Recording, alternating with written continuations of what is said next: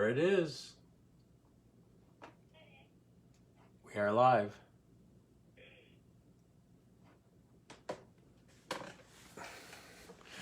Ten, 9, 8, 7, 6, 5, 4, 3, 2, 1.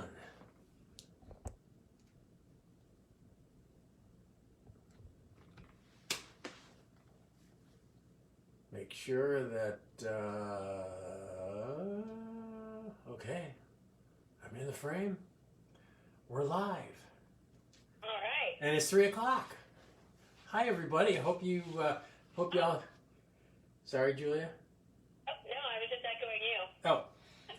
Hi, everybody. I hope you all had a great weekend and that you got outside if you could and enjoyed some spring weather. We're here to tie the LaFontaine Deep Pupa today, and I'm so glad you're here. I'm so glad you tuned in, and I hope you got your fly tying stuff ready to tie along. Does everybody have their stuff? Does everybody have the right stuff? Because there are no substitutions in this fly. You must have exactly the right materials, or it's not going to work. So make sure you got the right stuff. No, there are some substitutions here. The only substitution I don't think there's a good substitution for Antron yarn. But other than that, it's pretty open. So where's everybody from today? Where's everybody tuned in from today? They're tuned in from all over. We have Central Florida, Deer Park, Texas, Downingtown, New Hampshire, Alberta. Let's see, Prince Edward Island, Indiana. Wow. No North Korea? No North Korea today? Rochester. France. France. Cool. We've had quite a few from France, I noticed, on the fly tie. Must be a lot of fly tyers in France. All right. So, well, while you're all weighing in on where you're from, and please let us know where you're viewing from. We're going to tie the LaFontaine Deep Pupa. The LaFontaine Deep Pupa was developed by a gentleman named Gary LaFontaine, who wrote this great book, Caddis Flies. Now, it is a really, really detailed, geeky book on caddis flies. And if you want to geek out on entomology or fishing techniques that are unusual, this is the book to go to. Gary wrote this book in 1981, so it's been around a while. It's the late Gary LaFontaine. He died young a number of years ago from ALS, and it's unfortunate because Gary was a wonderful, warm, modest human being. He would really research these things. He spent his life researching different aspects of fly fishing, particularly nymph fishing and caddis fly fishing. And he was a great person and very, very generous. I was lucky to know him, not well, but lucky to have met him a few times and talked to him about things. And in the process of doing this book, Gary came up with a lot of very new and unusual patterns, most of which have not withstood the test of time. Maybe they weren't great patterns, but I think that the reason a lot of them weren't successful is they weren't very sexy. They were real fishing flies, and they didn't look elegant. They looked kind of messy, most of them. But they were very effective, and the two that really have withstood the test of time are his Deep Pupa and his Emergent Sparkle Pupa, both of which are tied very similarly. And I'll show you as I'm tying these how to make a Deep Pupa, and then we'll talk about how to make the Emergent Sparkle Pupa, which is basically not putting it on a dry fly hook and putting some deer hair over the top of the nymph pattern, but it's also a great pattern. He had a couple of caddis larva patterns that I still fish, that he wound, he would wind like a couple of different colored grouse hackles, or he'd wind some saddle hackles and grouse hackles together, really messy, and then he'd trim them so that it looked like a case caddis. And I've always found these to be really effective caddis larva imitations. You don't see them commercially anymore, but if you have a copy of his book, they're definitely worth trying. Must be we're getting a UPS delivery, or else the dogs are just getting nervous. I don't know. They'll settle down in a minute. So, when do you fish this fly, and how do you fish it? And also, very important, we are not going to tie this fly without a bead. And there's a reason for that. I think you need some non-beaded nymphs in your arsenal. There are times when the sparkle of a bead puts fish off, particularly in really pressured waters where they've been caught and released on flies with beads a lot. I think they start to shy away from beads. So this is a nymph pattern, believe it or not, without a bead. And I think it works quite well for that reason and for other reasons. It works whenever you see an inkling of a caddis hatch. Even if you just see a few caddis flies around, or you know there was a caddis hatch yesterday, trout really key in on caddis pupae. And this fly is not so much an exact imitation of a caddis pupa as it is an impression of a caddis pupa in the water. And Gary did everything that he could to give the impression of a caddis pupa, and he studied these things underwater and watched them hatch. And he realized that a lot of caddis pupae, most caddis pupae, had air bubbles around them, and they sparkled because of the air bubble around the pupa as it was separating from the pupal skin and as it was getting ready to emerge. And so he found this rug yarn called Antron, which was a trilobal fiber. If you want to get really geeky about it, trilobal fiber. In other words, it wasn't a round fiber. It had flat sides, and it had 3 flat sides. And apparently, this trilobal fiber would reflect light like an air bubble, and would also hold air bubbles. And the Antron was developed for stain-resistant rugs. It would repel water, and so repel stains. So it was designed to be kind of hydrophobic. Although it doesn't float that well. Antron yarn doesn't float that well, but it apparently resists stains really well. So that's where this Antron came from. And you can buy Antron in various forms. You can get it mixed in dubbing, or you can buy it as yarn. You can buy it as twisted yarn. You can buy it as untwisted yarn. What I'm going to use is the stuff ORVIS sells, which is an untwisted yarn, which is a lot easier to use, and it's about the right coarseness. You fish this thing. One of the best ways I've found to fish this fly is when you're fishing 2 nymphs. Use some sort of beadhead or some sort of heavyweight nymph for your anchor, for your point fly, and then you put this thing up on your dropper, because caddis pupae are rising through the surface film, so the fish are used to seeing them not so much along the bottom, but more in the mid part of the water column. And so putting this on as your dropper fly and using just something else as an anchor to get it down is a really good technique. You can also fish this swung as a wet fly. I don't find that beaded flies swung in the current are terribly effective. This fly doesn't have a bead, and it has a couple little legs on the side, so it swims pretty well. So it's a really good fly to swing in the current and to actually lift off the bottom, fish it deep, and then lift it off the bottom like an emerging caddis pupa. But it works really well dead drift as well. In fact, most of the time I fish it dead drift, and it works really well dead drift. So that's pretty much it. As far as colors are concerned, Gary listed 15 different color variations of this fly in his book. I honestly tie them in two.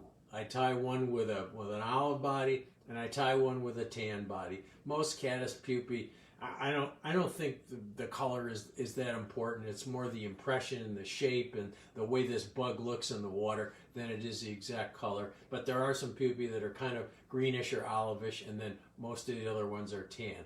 But you can tie it in lots of different colors if you want to experiment. But I would say if you want to limit your colors, tie it in olive or green and tie it in tan. I'm going to tie a kind of a dark olive one today. All right, so how about some questions before we start? Yeah, Mahoney asked, they said that the rivers are so high locally that where they used to wade is now whitewater. Yeah. Where can they use this pattern because of that water so fast? Like, how would you recommend using it? Yeah, I would. If the water's really high, you want to find the slowest water you can. So it might be closer to the bank, or it might be in behind rocks or in front of rocks. But you just got to find a place where trout can get away from the current. So they're going to be in a slower current. Pretty simple. Any other questions? Julia? I muted myself. So. Oh. Stan was asking, I think he's asking what untwisted yarn is. What untwisted yarn is. So, a lot of yarns will come twisted in 3 strands, just like yarn, just like, knitting yarn comes twisted in 2 or 3 or 4 strands. And the easiest yarn to work with is yarn that is untwisted. So this is just one. I mean, it's a bunch of strands, but twisted yarn would be like 3 or 4 of these hanks twisted together, and then you have to kind of untwist them. Whereas you can buy this Antron yarn on a card or on a spool that's untwisted. The original Antron yarn was twisted because that's the way they used it in the rug industry. But now we're able to get Antron yarn that's not twisted. It's a lot easier to work with. But you can use it, if it's twisted, you can just comb it out, untwist it, and then comb it out. Okay. Could you clarify, John's asking, saying that he's confused about droppers, that they thought the dropper was the bottom fly, but it sounds like you implied that the dropper is higher. Yeah, usually the convention is that the bottom fly is called the point fly, and then the fly above that on your leader is called the dropper. And there might be 1 or 2 droppers, but the dropper is usually, most people call the upper fly the dropper. Great. All right. Tim's asking, how does the texture of the dubbing affect the ease of applying dubbing onto thread? Oh, the texture is everything. If it's soft and the fibers are not too long and not too short, it's going to be easy to dub if it's soft. And if the dubbing is wiry, the stuff I'm using today is pretty wiry, then it's a lot tougher to dub. Yeah. Okay. We don't have any other questions. People are chiming in just that this fly works well in the driftless area of the upper Midwest. It'll work really well in New Jersey. Just different areas that they use it, but that's great. Yeah, it works well. It works well in any trout stream in the world, basically, because there are almost always caddisflies in the water, and trout really, really love caddis pupae. That's the stage, more so than the larva on the bottom, and more so than the adult skittering across the top. The pupa is the one they go for if they can get it, because it's easier to capture. So imitating that pupa is really important. And they're some of the most frustrating times during a hatch. When fishing around caddis pupae, you need every edge you can get, because they can get really tough. It can be really, really difficult. And that's why having a good caddis pupa imitation is, you're at least solving part of the problem. Although most of it is fishing it in the right way, I believe. But doesn't hurt to have a pattern that imitates the impression of this bug in the water as best you can.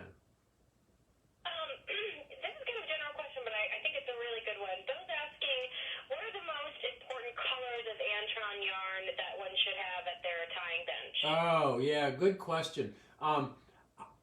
Honestly, for my shucks, I use just this light tan for almost everything. I don't know, Gary LaFontaine recommended brown and olive and gray and everything else, but the shuck is kind of a translucent brownish tan in most of these bugs. So if you only have one color, this is the one to have. This one and maybe a dark brown are the ones that I think are most important. And you can change the color of the bug by varying the color of the underbody of the fly. So yeah, that's about all I use is this kind of neutral tan color. Gray would work fine too. I wouldn't use white. I think white is too bright. Asking, what is the typical time of day for a caddis hatch? Good question.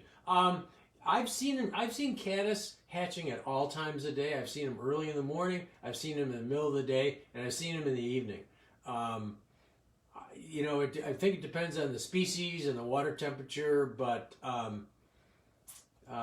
you know, the one thing I have noticed is that caddis flies seem to hatch better in the sunlight, and they don't hatch as well on cloudy, drizzly days. And I've noticed this on days when you have partial sun and partial clouds. When it's cloudy, the mayflies will hatch and they'll be on the water. And then as soon as the sun pops out, the caddisflies will start popping out. And then when the sun goes behind the clouds, the caddisflies stop and the mayflies start. That's not always the case, but it's proven to be pretty reliable. So sunny days. Seems to be. Maybe caddisflies like nice weather. I don't know. This is kind of a fun question. Eric's asking, is there a fly that you despise and will never use nor tie? Is there a fly that I despise? Yeah. The royal wolf. And I know that it's a really popular fly, but I can't buy a fish on a royal wolf, and I hate tying them. Probably why I don't catch any fish on them. I hate tying royal wolves. I just don't like the fly. But it's the favorite fly of a lot of people. And I know a lot of people are going to chime in, oh my God, that's my favorite fly and I've got thousands of fish on it. And yeah, you probably have, but it doesn't work for me. So you're asking me, I'm telling you. That's the one I despise. John's asking, will they be splashing and looking like rises if they were taking these just under the surface? Yeah, they're often splashy rises, although not always. You know, people see a splashy rise and they say, oh, a fish is taking a caddis pupa, when they don't see any bugs on the surface. And that is sometimes the case, although I have seen fish making splashy rises at mayflies, and I've also seen fish sipping very sedately on caddis pupae. So it's you know, generally when they're splashy, they could be eating caddis, but not for sure. Okay. There are no absolutes in fly fishing. There are no absolutes and no rules. Okay, here we go. Jake is asking, I think he's asking, why are you calling, maybe he didn't say you, but why are calling the modern nymphing technique as point anchor fly and the top working fly the dropper fly? When we talk about dropper fly rigs, it's under a float top fly system, right? Does that make sense to you? No, doesn't make sense. Maybe I'll clarify. It's not a dropper fly, it's a tagged fly, he said. Well, you call them that too. It doesn't matter what you call them. There's a bottom fly and there's one above it. That's what matters, right? You can call them anything you want. Great. And maybe I'm wrong. Maybe the point fly is the upper one, but I don't think so. All right. No other questions at this time. Okay. All right. Let's go tie a deep pupa. Watch yourselves, because I'm going to move the camera and the lights around a bit here.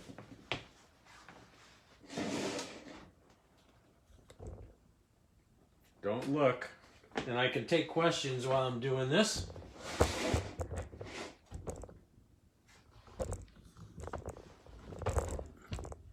No questions.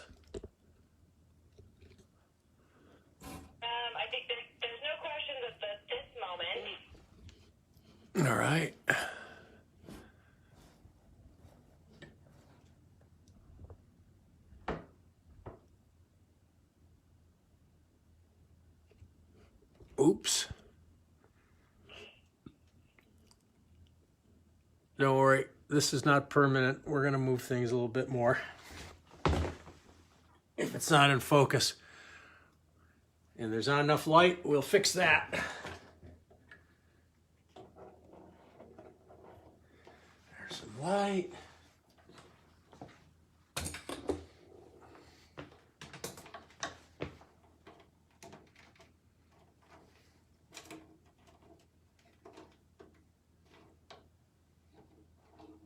Some more light.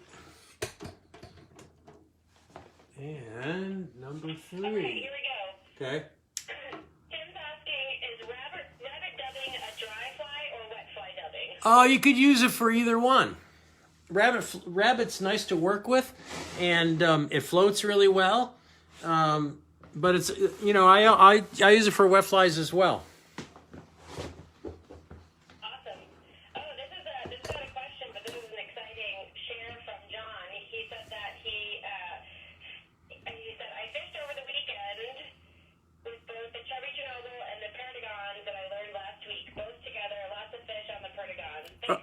Oh, good. That's great to hear.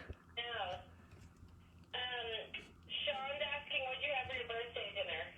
Oh, I had a big honkin' ribeye steak and too much wine. and I wanted to make What kind of Weiss is that? This is a Renzetti Weiss. Okay. About what time of year? Jeffrey's asking about what time of year do you think caddis hatches will be turning on? Right now. Local streams or just in general? Right now. Right now, the caddis should be starting pretty heavy in most places, and they'll hatch right through fall. But you know, it varies with river to river and day to day. But you know, it's probably a rare day when you don't see caddis flies on a river. Sorry, there's quite the discussion in the comments you could read later about what calling it something a dropper or not. We're going to move on. So Tom is asking, hey Tom, can you talk a little bit about fly box management? Are you constantly rotating new flies in, or do you only tie what you need? No, I don't want to talk about fly box management. We're going to do that when we talk to Sean Combs and Jesse Haller next week. We're going to talk about what's in our fishing pack. But my fly boxes are a mess, but I reorganize them. I reorganize them fairly regularly, and then when I tie a new batch of flies, I have to reorganize them again. But you people don't want to use the organization that I use, okay? Because I'm not good at it. So I have a Having flashbacks of our pod. yeah. Edward's asking, do you prefer rabbit or squirrel dubbing? I like both. I like rabbit when I want a smoother body, and I like squirrel when I want a rougher body. Because squirrel, I leave the guard hairs in the squirrel. Oh, great. Larry chimed in that he also fished the Perdigon, and it did really great out in Cody Country. Oh, great. Good to hear. Yeah, they're great flies. That's for sure. All right, so I am going to start with some 20 thousandths lead-free wire. And by the way, somebody asked me this recently about lead versus non-lead, and what if it says some patterns will call for like 18 turns of 20 thousandths wire. Not that it really matters, but he wanted to know if it was lead, what the equivalent of the non-toxic would be, and it's about 70% the weight of lead. So just in case anybody's interested. This non-toxic wire, you don't have to worry about it getting on the bottom, and it's also easier to work with than lead, so it's really nice. Okay, so I'm gonna wind some of this wire over the body, and I'm gonna just kind of cover over the shank. I'm just gonna kind of cover the middle of the shank with this wire. And you can usually break it off.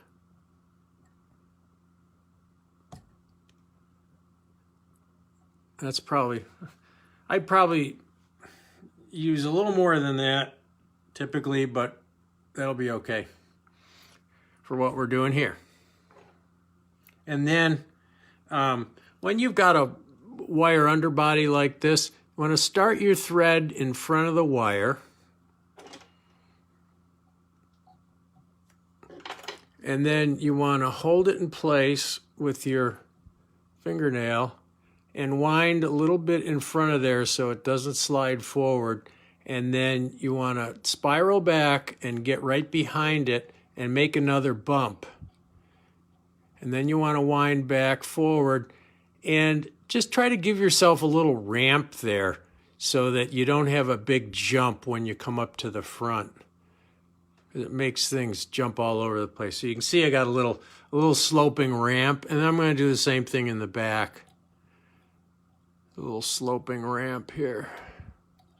Tom, could you say again what hook you're using and what the... Oh yeah, I'm sorry, I didn't say what hook I was using. I'm using a standard 2x long nymph hook, but you could use any nymph hook you want. I find that if a 1x short, you kind of run out of real estate to do this fly properly. So 2x long is good. 3x long is probably too long. So it's a standard 2x long nymph hook.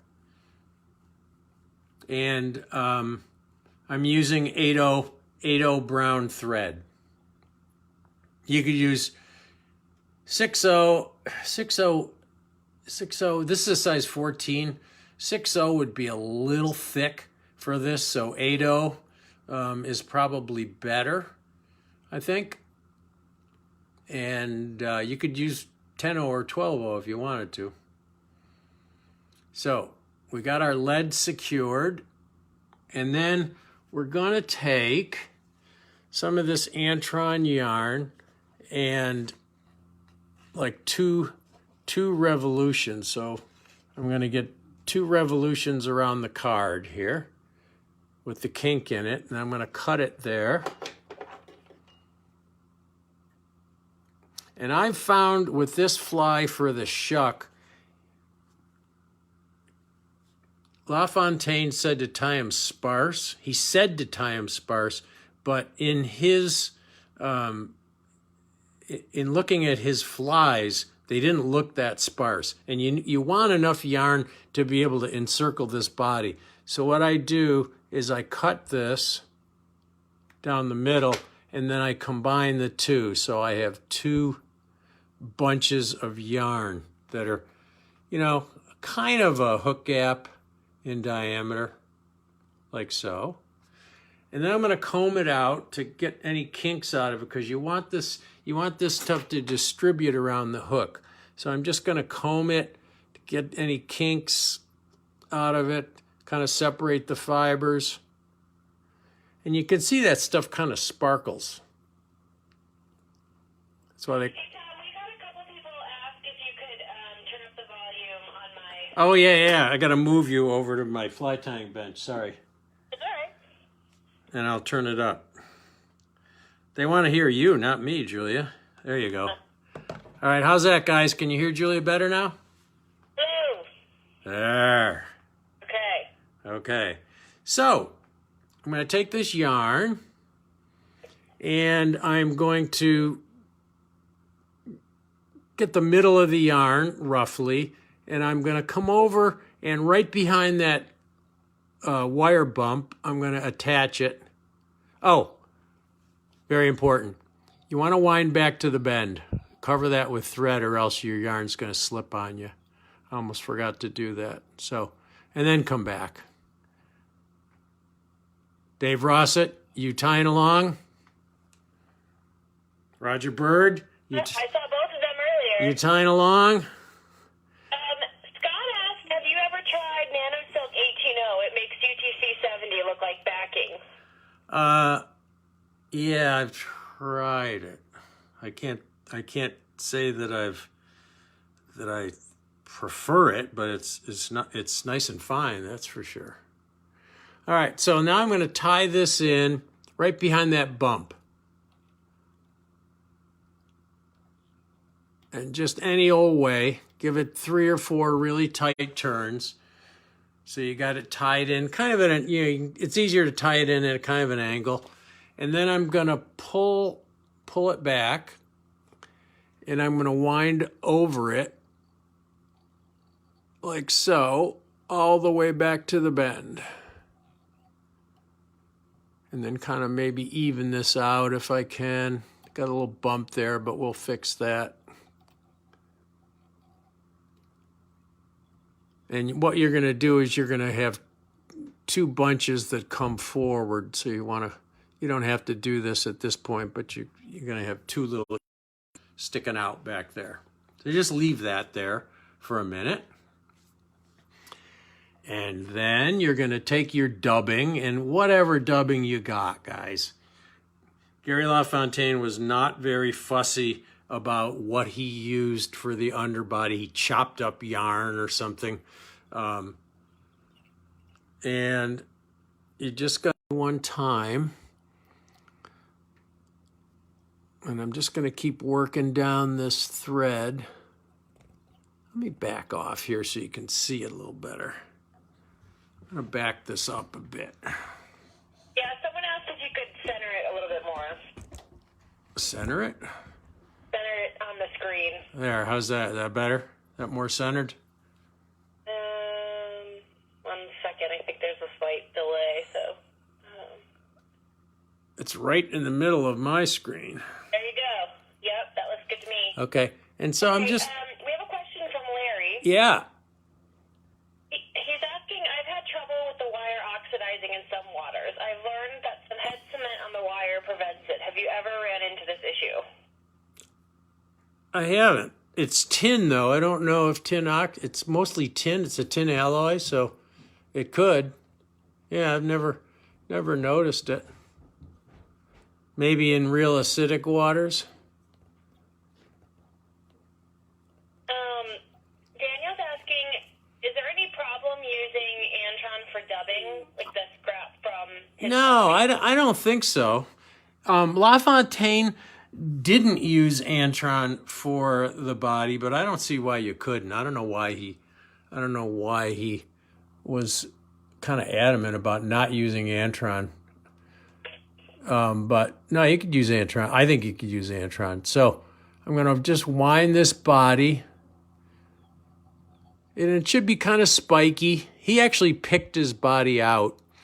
I'm not going to pick mine out. And you don't want to go too far forward, okay?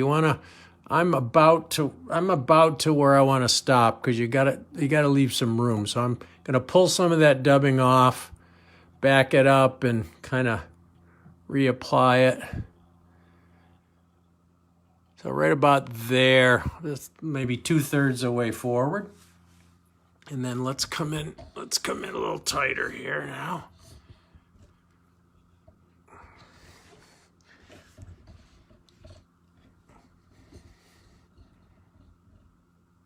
Oops, I want to center that. There, how's that? Okay, and so here, this is the hard part of this fly. The rest of it's pretty easy. And I find LaFontaine pulled some over the top and pulled some under the bottom, but I find it easier to pull it up along the sides because the idea is you want to encircle this whole fly with your Antron to form kind of like a little bubble there, like that. And the problem is that when you wrap thread over it, it twists and it doesn't always cover the whole body. Now, I'm sure the fish don't care, but when I look at mine, I like to see a perfect bubble. And I'm sure you do too, right? Because we all are perfectionists about this stuff. So I like to turn it on its side, like so.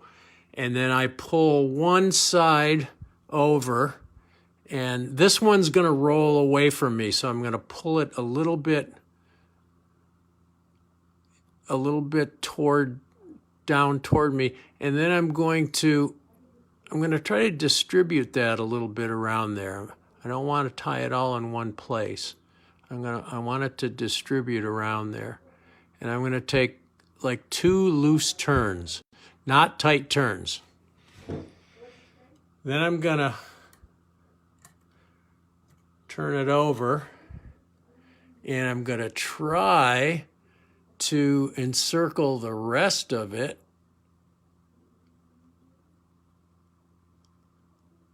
like so. But you don't want tight turns at this point. Okay, you want them loose. So there's a halfway decent bubble. It looks pretty good. You know, it's kind of sparse on the bottom, and you want to either leave a couple of strands sticking behind there as a shuck, or you want to actually take your dubbing needle and pull out a couple strands. But now what we're going to do is, this is the tricky part, is we're going to kind of get in here and poke around. That's why you wanted loose turns. You're going to kind of get it in here and poke around and just pull that up a little bit and try to distribute it all the way around if you can, just to kind of get that bubble going there. And I can see I got a little gap underneath, so I can kind of tweak these fibers around like that. You don't want to really okay, you don't want to really open this up too much. So there, that's a pretty decent bubble. Now, don't go forward or don't go backward over those, but go forward a couple turns really tightly to secure that yarn. But you don't want to go back over this bubble because it's going to twist everything around for you. Questions, Julia? Yeah, Gary's asking, if you use it as a dropper, why the lead-free wire? Wouldn't the point fly be where your weight is, or do you use a drop shop rig? No, you still want weight on this. You still want all the help you can get to sink it. And often, often I don't use it as a dropper. Often I use it as just a single fly. I fish it singly, and you want as much weight as you can on the whole arrangement. And Jeffrey's asking, in a 2-nymph rig, what do you like to pair this with? Do you have a preference for the point nymph? Oh, no. Point nymph could be anything. Big stonefly, big mayfly, squirmy worm, a mop fly, whatever will get it down. And I'll switch the point fly a lot, too. And I'll usually leave this one on the dropper. I'm sure you have, Tom, but John's asking if you've seen Tim Flagler's tips on doing those bubbles. He said that it was pretty cool, and he wanted, if someone's looking for another source. I thought I looked at Tim Flagler's tips and didn't see anything different, but maybe I should go back and look at it. I'll have to look at it. I mean, that's a pretty good bubble there. I'm not disappointed with that. That pretty much goes all the way around. So, and now we're going to carefully trim the butt ends of that. And if you got any loose fibers, you can get rid of them. And then we're going to fully secure that even more. You don't want this bubble to come loose. Then you're going to come back and tie in a couple legs. You can use anything for the legs. I like bronze mallard. It's a nice speckled feather. You can use wood duck. You can use regular mallard. You could just use some speckled hen feathers. Any old feather you want for the legs, but you want it sparse. So I'm going to take only about 3 or 4 fibers of this bronze mallard on one side. Trying to get 3 or 4. I got 5. Well, we'll use 5. They're pretty thin. And probably the easiest way to do it is to, again, turn it on its side and just about the length of the body, just lay them in there, come over the top. You got your little legs there, and turn it over again. Take another equal bunch of leg fibers, whatever you got.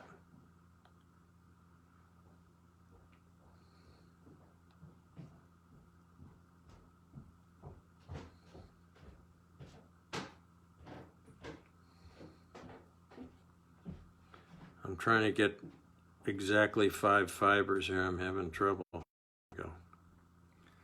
Can you use partridge for this? Yeah, partridge would be good. Partridge would be great. Any speckled feather, any soft speckled feather will work. And then you're just going to put legs on the other side. Place them there where you want them. Those look a little long compared to the other ones. I'm just going to pull them a little bit. Let's see how they look. Yeah, they're close enough. Then maybe a couple more turns to lock, a couple real secure turns to lock those down. Trim them off. Michael's asking, are the tips pointing towards the hook bend? Yeah, the hip tips are pointing towards the hook bend. Okay. Just looks a little more natural when you have the natural taper. And then kind of get things nicely bound in there. And now you're going to put a head on here. And LaFontaine used a couple of pieces of marabou to wind on his head. And it is incredibly difficult and annoying to try to tie in a couple marabou fibers. I've also used ostrich herl before, which is also a real pain to use. And I've found that just a fur head, brown or black, I'm going to use a little black dubbing. Brown or black fur makes your life much easier. May not be quite as realistic, but it works just fine. And just a little bit of fur. Maybe just a touch more. That may be too much. We'll find out.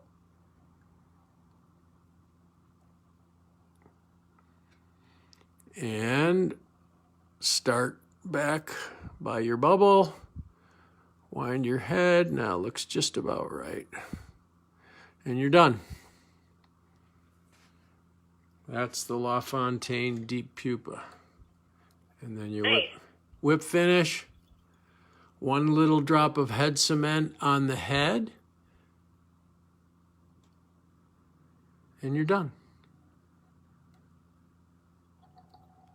Awesome. So not a real difficult fly. I tie these in 12, 14s, 16s, and if I'm feeling ambitious, 18s.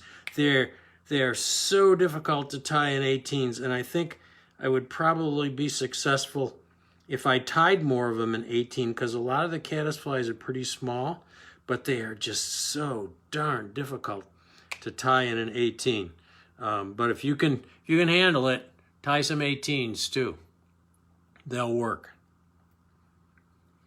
So that is the LaFontaine Deep Pupa. Now, if you wanted to make this an emergent sparkle pupa, you do the exact same thing, except you would tie this on a dry fly hook without the lead or without the wire underneath, obviously, and you just put a little short deer hair wing on top. Just take deer hair and really sparse and short and put it on the top, and that would be the emergent sparkle pupa. That's when the fish are taking these things right in the film. So just a minor variation, different hook, and you can turn it into a really good dry fly. Nice.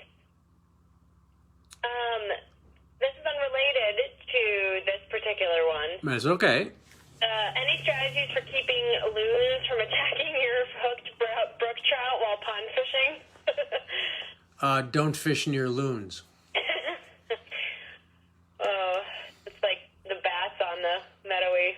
Yeah, it's like, it's like when you're fishing for bonefish and the sharks start eating your bonefish, you move. Okay. Let's see.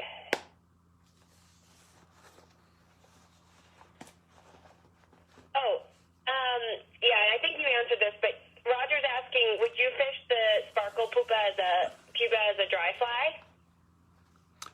Yeah, the emergent pupa, the one without the one tied on a dry fly hook with the deer hair wing. Yep, fish it like a dry fly. Did you ever use the deep and the sparkle together? No, because the emergent sparkle pupa doesn't float very well. It's designed to just sit in the film, and if you hung a deep pupa on it, it would pull it under. It'd be a good technique, but your dry fly wouldn't float very long. It would go under, and then you wouldn't know if you had a strike or not. But it might be worth trying.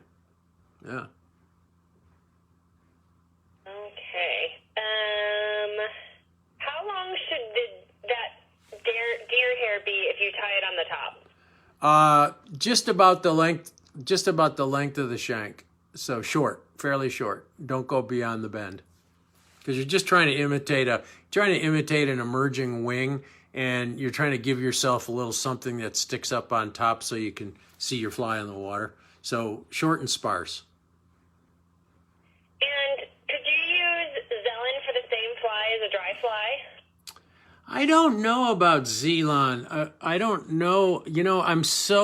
I got so convinced with Gary LaFontaine's treatise on Antron that I've always tied this fly with Antron. Antron's easy to find, and I haven't experimented with anything else. Who knows? Zelan might work as well. I don't know if Zelan has exactly the same sparkle, but people use Zelan and Antron for shucks on mayflies, so I don't see why you couldn't try Zelan. Yeah. And Tim's asking, he said, is a newbie question, but is this a still water or a moving water fly? This would be both. This fly would work both in still water and in moving water. Yeah. Wherever there's caddisflies. All right. Probably would make a decent backswimmer imitation too in a pond. Okay. Because they sparkle a lot underwater. All right. I don't think we have any other questions. All right. Nice tie sesh. Well, thank you everyone for tuning in. I'm going to have to go look at Tim Flagler, although I thought I looked at Flagler's thing, and I didn't think I saw anything really clever, but I'm going to have to go look and find out. So we had 3 questions just pop in. Oh, okay. All right. Jeffrey says, so caddis don't swim to the surface but use a trapped air bubble to get to the surface? Question mark. They do both. They can swim. Some caddis pupae can swim fairly actively, and some don't. So, but they use a combination of the air bubble and swimming, I think. And I think it depends on the species. And Jake's asking, do you tie the rockworm caddis? You, Tom? Do I tie the rockworm caddis? He said. I'm not. Is that one? I'm not sure what the rockworm caddis is. I don't know either.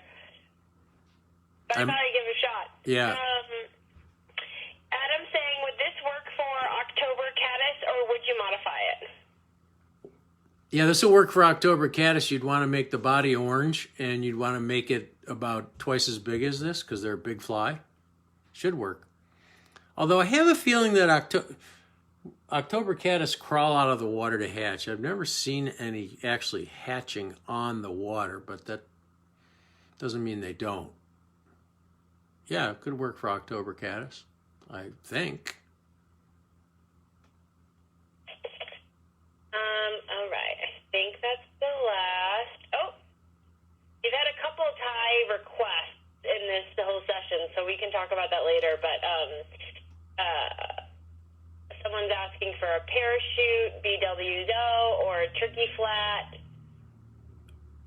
Anyway, we could do we'll be announcing the next week's ties soon. Yeah, I got to figure them out, but suggestions are welcome. So, not that I'm going to tie them, but it'd be nice to know. Yeah, it'd be nice to know what people would like to see.